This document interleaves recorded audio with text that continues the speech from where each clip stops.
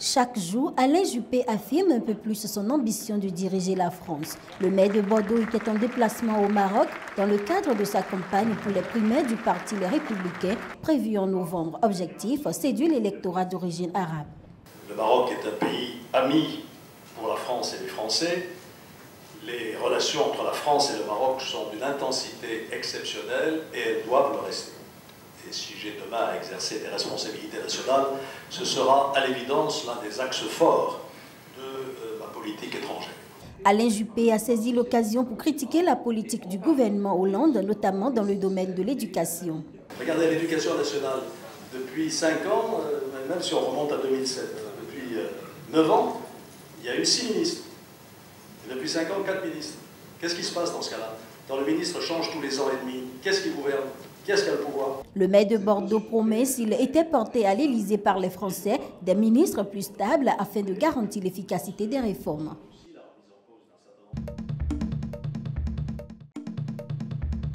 Le président et leader historique du mouvement islamiste tunisien Ennahda, Rachid Ghannouchi, a sans surprise été réélu lundi à l'aube à la tête de cette formation au cours de son congrès.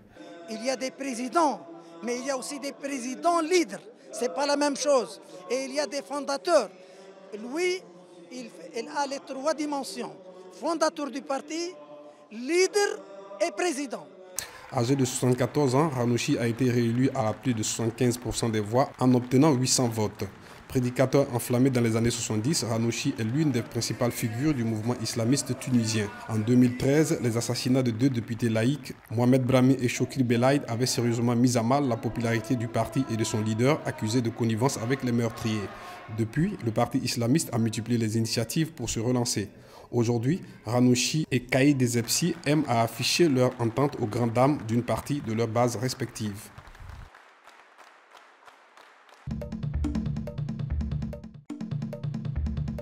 L'opposition à Lubumbashi, au sud de la République démocratique du Congo, a déclaré dimanche se réorganiser 2 jours après l'évacuation par avion médicalisé vers l'Afrique du Sud de l'opposant Moïse Katumbi, candidat déclaré à la présidentielle censé se tenir à la fin de l'année à laquelle le président congolais Joseph Kabila, au pouvoir depuis 2001, ne peut se présenter.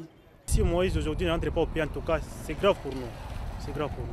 Oui, nous prions le Dieu Tout-Puissant pour qu'il comble la grâce à notre candidat, Moïse Katumbi, pour qu'il rentre bien avant au pays.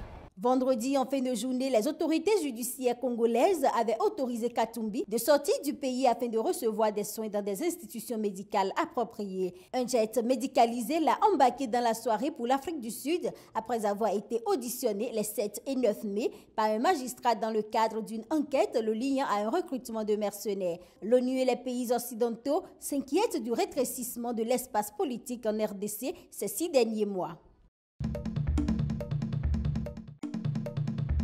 Le parquet sud-africain a décidé de faire appel à une décision de justice stipulant que le président Jacob Zuma devait être poursuivi de 783 chefs d'inculpation pour corruption dans une affaire de contrat d'armement, a annoncé le procureur général.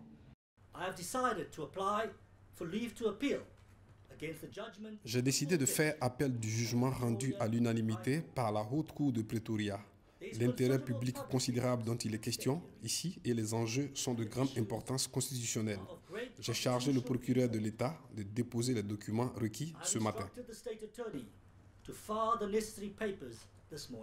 Les charges de corruption, racket et fraude fiscale contre Jacob Zuma avaient été abandonnées in extremis quelques semaines seulement avant son élection à la présidence en 2009. Jacob Zuma est soupçonné d'avoir sollicité des pots de vin pour l'attribution d'un important marché public de quelques 4,8 milliards de dollars au groupe français d'armement Thales. La décision lundi du parquet de faire appel intervient alors que le président Zuma est fragilisé par plusieurs autres scandales, dont celui portant sur la rénovation de sa résidence privée pour près de 20 millions de dollars.